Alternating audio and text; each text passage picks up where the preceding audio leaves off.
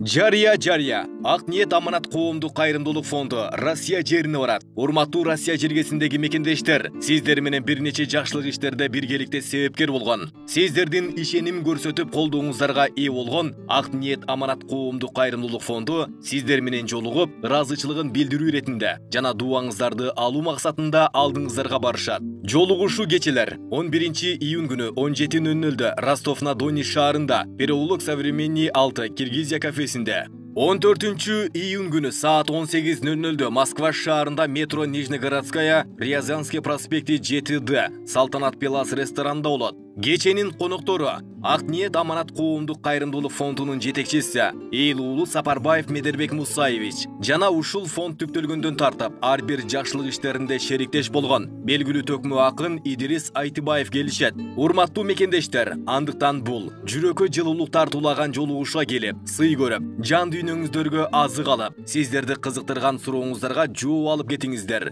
Бул сапар, бул жолугушуулар бир гана сиздер үчүн, мекендештер. Байланыш үчүн телефондор: Ростов +7 989 523 6057, Москва +7 962 982 81 44, WhatsApp 0705 33 77 90. Барыңыздарды айтылган даректерде күтөбүз.